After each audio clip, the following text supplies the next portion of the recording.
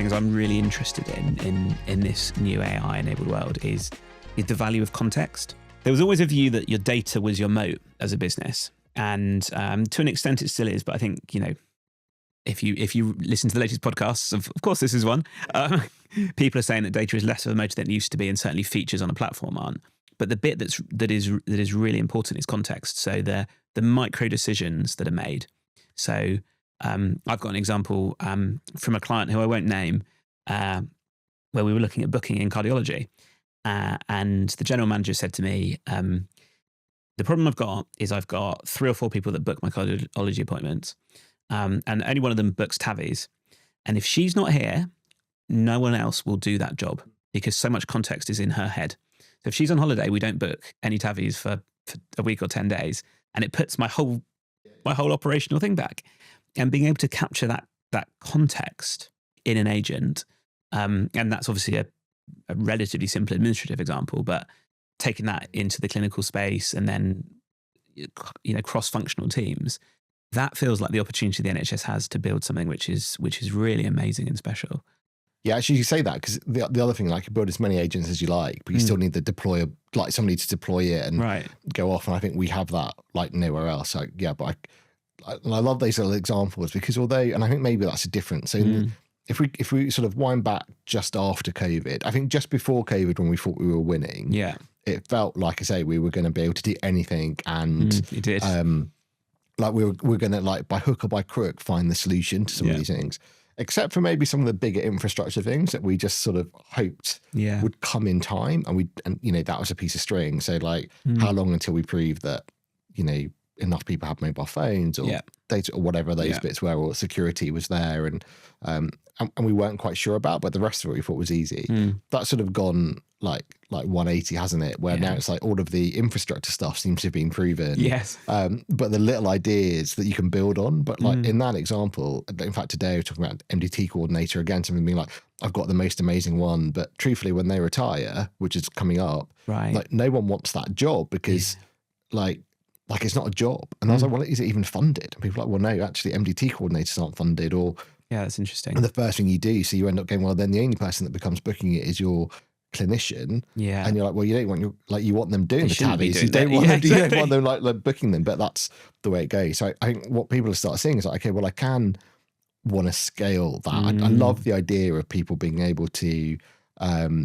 like monetize almost their expertise. So I'd love to be able for people like that person to be like, okay, I'm going to write it all down. And every time someone uses it, I don't know, 20p is going to go to the hospital charity, or whatever it is, right? Like that sort of, and then you get into this whole exciting space of abundance where you go, well, now actually I can book TAVIs all day long. That's not my rate limiting step. What's the next thing that I need to do that's going to improve the population of the group?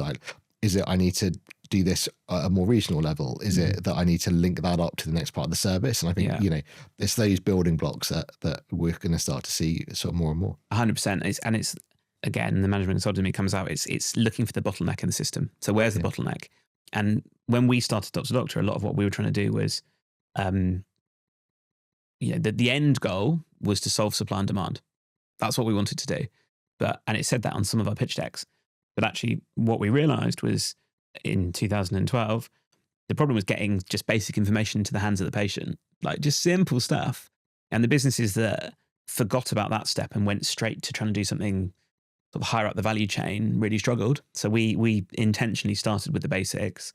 That gave us a base of patients, which we could then sort of build on over time. And so I've always believed in that kind of like stepwise, which is why now is so exciting, because as you say, the ability to take, in our case, billions of rows of data and hundreds of millions of patients, and then suddenly turn all of those into a whole new set of value is massive. And so maybe actually, when we talked about the journey, maybe it's actually about we're close to the tipping point, and it's going to take a few people to just push the what do you push down hills? I don't know, snowballs? Toboggans, elephants. They fall down. Yeah, maybe we'll get them down there. But actually, I think though, so I think maybe like characterizing it, like I think maybe when we first met, we thought we could write the. It felt like we were building up to a crescendo, right? Like it felt like we were trying to get to an end point, or like a story arc that was like beginning, hard bits, overcome them, end point. And of course, like, I think what we've realized now post COVID and sort of all of the other stuff that's going on, that like, even if you think you are going to get close to an endpoint, that is just like a new beginning of another thing. Yeah. I heard this the other day, so I'm just going to blatantly steal it, but like I think it's more about life. But anyway, the whole point was like, rather than trying to think about it like a story where like your final chapter, your final page is the most important thing, you have to sort of think about it like a song. Yeah. Right. So actually, you're not waiting for the final note. You're trying to see like what mood it puts you in. Yeah. And what I would love us to think, like, what chorus are we trying to write? Yeah. Right. Nice. So there's something about us that. going like, what chorus is it that we like? And that sets the culture, you know, like, what are we going to do that's going to become that sort of repeatable bit that gets us from, you know, whatever else in a way, my music knowledge lacks at that point. But yeah, that's it. That would be it. I mean, we should definitely write the chorus together. I love that. I'm sure there'll be lots of people listening in. But do you know what's interesting actually? So, because the startup world is so obsessed by next funding round, the exit. When's the exit going to happen? And it's contrary to what you just said. But actually, the businesses and people that have sort of managed to create some success in health tech, at least, are the ones who I think have had either a longer term goal, or have done it because they're enjoying singing the song. Yeah. You know, and they're enjoying the journey and they're enjoying the purpose. And maybe there really is something in that, because none of us are going to fix medicine in our lifetimes, right? Let's be honest, it ain't going to happen. But I think all of us can contribute to an orchestra of change. Yeah. Oh, nice. Okay, good. That's it. We're going to have to put the band together. And then I think that is true. Like, I think old VC funding models was like, no, like, you're a lead singer and that's it, right? Like you're Lemmy and everyone plays to your beat. You know, you can't, whereas now I think it is much more, now hang on a minute. And going back to like people being driven by purpose again. I remember just by way of story, Dave Lawton, chief exec at Wolverhampton. Yeah. I remember like after COVID, and we were doing lots of stuff there with him at Babylon, and like he's phenomenal. Actually, you should get him on. Like he'd be amazing. But full of expletives. But the entire thing, we're okay with that. Okay, he would be. But I remember him being like, the problem I've now got is if I wanted to like tackle a backlog or do something, he's like, I knew exactly what everyone was doing. He's like, the reason that the hospital ran was, he's like, well, I knew who just, you know, got divorced and had a second wife and needed more money. Yeah. He just knew all of these things. Which person's just parked a new Porsche. And, right. Yeah. Like, you know, it's like he's doing too much private work. He's like, all of like the soft bits. He's like, what you doing? So the problem is then COVID happened and we sort of were getting through it. And so I've been saying to people like, work harder, do more. And they'd be like, but why? Yeah, that's like, interesting. They work because he's like, well, I'll pay you more. It's like, but I want more time with my kids. I want time away from, I don't want to be tied to coming into hospital. I want to be able to do drop-offs, pickups, or whatever else that might be, or other bits. And I think the unifying thing, which we're now learning from it, is like less people, I would hope, want to become billionaires, but more and more people want to be part of that community of purpose and change. Yes. And I think we're seeing that in hospitals. So, if you try and go to people like, well, I just pay you more to fix a backlog, I'm sure you'll get some hands up, but nowhere near as many as you would have done before. Whereas now I feel like, do you want to be part of building this new thing that's going to make, healthcare better for the next generation? Do you want to build an AVT solution or think about population health in a different way? Yeah. Like a lot more hands would go up. Yeah, that's really cool, isn't it? It's certainly true that I think the social contract between doctors and the healthcare system was beginning to get broken anyway, and then COVID did just completely shift it. Not just for doctors, actually, for everybody. For everyone, true. And I also think I have this slight obsession with the fact that remote working, DrDoctor is we mostly work remotely, but we intentionally get together occasionally, creates a more mercenary setup as well, because you don't know the people in the same way, and you need other things to bring them together. I suspect the other thing is that, you and I, we were, let's be honest, we're kind of nerds, right? Deep down, or quite obviously. So there's nothing deep down about it. And we had those early color phone mobile phones, or, we saw that these technologies were going to change the world. And maybe we were early, maybe we were, a little bit ahead of ourselves. Whereas if you're a doctor who's just studied medicine in 2026, you're about to, become an F1, you've lived your life through technology.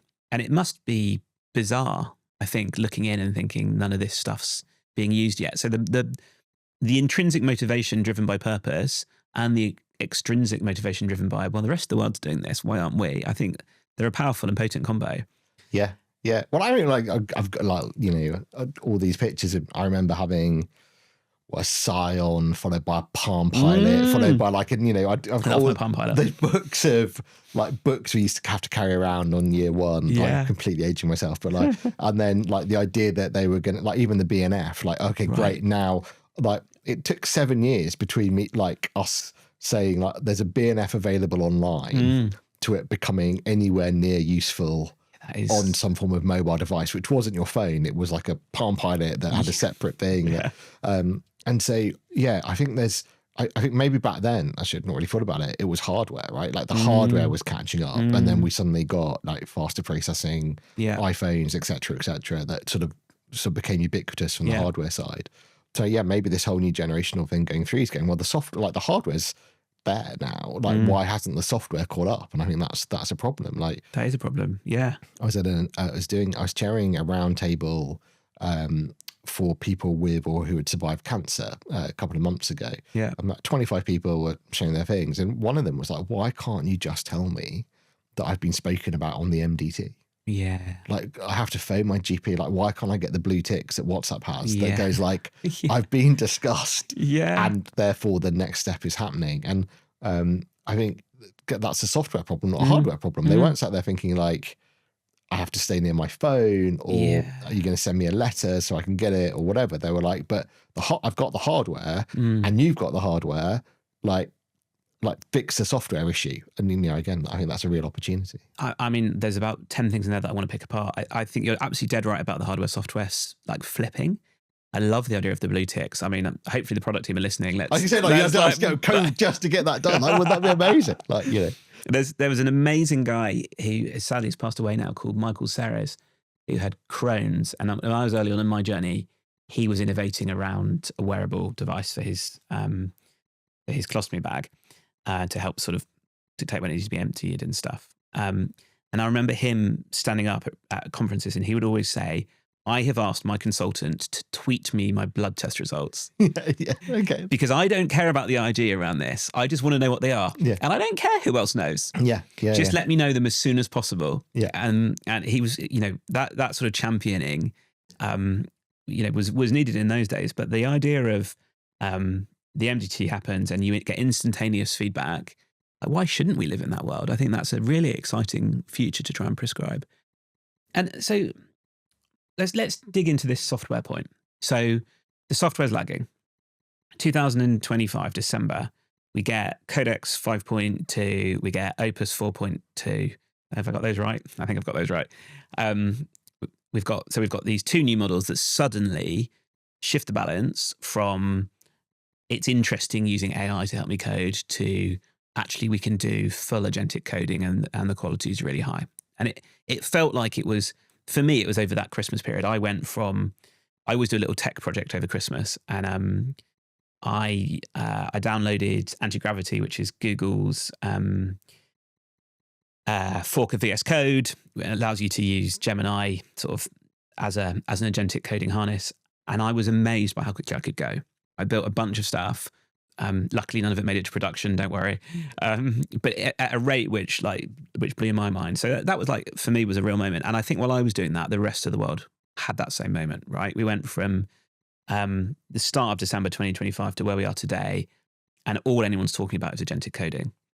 So suddenly, as a junior doctor who's got the hardware, who feels the software isn't keeping up, you can make your own app. Yeah.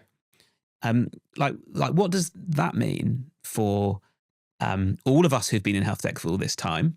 What does it mean for the NHS? And although I don't love to talk about regulation, what does it mean from a regulation point of view? And how do we find the right balance between pace of innovation and making sure it's safe? Yeah. Well, lots. There's a hell of a question, isn't it? Anyway, sorry. But we think about it all the time, don't we? Yeah. Like, I think that is, I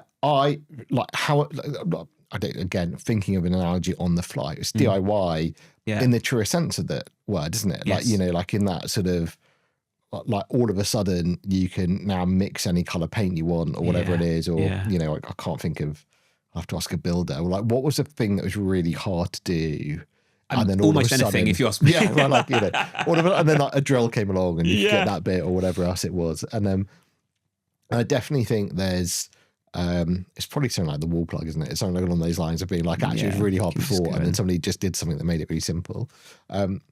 I think like some things will go wrong. I think, of course, like hanging a picture in the wrong place is like not as dangerous as what might go wrong in healthcare. So I think we have to set some guardrails. Again, I think that needs real clinical leadership. Like, what are we willing to accept or not? I was sort of joking with this something the other day. I was like, look, it's a bit like saying your satnav, like if it every time it says turn left, it doesn't say like, oh, by the way, remember that you're driving. Like it assumes you're a responsible driver enough to like at least be reminded at the beginning, and then, you know, and then you get on and do the job together. Yeah, exactly. And I think that's like lovely point to be able to do that. I think the same for, I'm going to trust you as somebody that provides care. So I'm therefore going to let you do it and not remind you everywhere. I might remind you up front because I should, just because this stuff is net new. And I will audit you off the back of it. And like, we should try and make it as safe as possible. But this sort of continual reminder seems like it's stifling any of the UX or usability. So I think it is interesting. So the satnav example, because you do still hear stories about delivery drivers that have driven into the sea because they've just followed their satnav. Yeah. So it does happen, right? Yeah. But I guess every single day, 99.9999% of people manage to get to their destination safely.